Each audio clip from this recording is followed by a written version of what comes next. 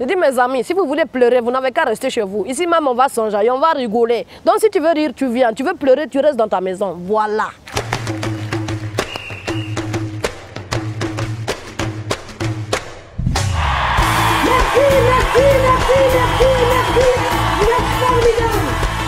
Sur l'île de Djerba en Tunisie, la deuxième édition du festival d'humour L'île du rire a été un franc succès.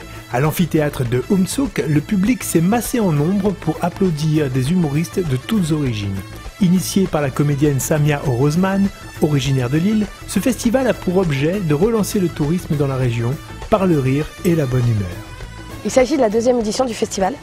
La première a été faite un peu à l'arrache. Je devais participer à un festival qui n'a rien à voir avec l'humour, mais intégrer une soirée artistique, une soirée d'humour. Et puis ils ont décidé d'annuler 2 mois avant l'événement parce qu'ils n'avaient pas les budgets nécessaires.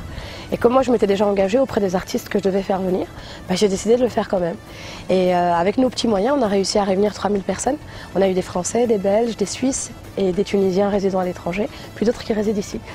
Et je me suis dit, j'aimerais refaire une deuxième édition. On n'a pas pu le refaire tout de suite. La première était en 2014 et la seconde, on l'a faite que maintenant, parce qu'il n'y a que maintenant qu'on a commencé à trouver des soutiens. Et en fait, je me suis rendu compte que j'ai oublié de vous poser la question la plus importante en France. Ça va? Ça va bien. J'adore l'expression ça va, parce que c'est à la fois une question, une réponse. Ça va? Ça va. Ça va? Ça va. Donc quand les Français se rencontrent, ils sont comme des perroquets qui savent d'identifier un membre de leur propre espèce. Ça va? Ça va. Ça va? Ça va. Ah, ça va, ça va. Bon, je pense que c'est toujours bien de faire une espèce d'inviter les gens de l'extérieur pour aider, pour montrer que Djerba est capable de faire des choses internationales, culturelles, surtout autour du rire, qui est vraiment quelque chose d'universel. Et il y a plein de gens partout dans le monde qui peuvent se retrouver ici, ça c'est important. Et pourquoi je vous dis ça? Parce que j'ai toujours été fasciné par mes petits camarades de classe français avec qui j'ai grandi, qui eux ont le courage de répondre à leurs parents. C'est vrai, moi je suis admiratif. Moi je me rappelle, je traînais avec mon super pote Julien, on jouait dans sa chambre quand on était petit, et parfois sa mère, elle rentrait dans la chambre, elle ouvrait la porte comme ça, elle disait « Dis donc Julien, tu pourrais ranger ta chambre ?»« Je t'emmerde maman !»« Fuck la life !» Je fais « Julien, comment tu parles à ta mère?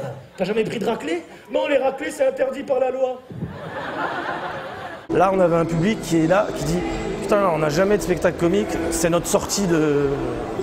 même pas du mois, mais des 6 derniers mois, parce qu'il n'y a pas beaucoup de spectacles. » Et quand le public vient dans cet état d'esprit, généralement, c'est un public jovial, qui veut s'amuser.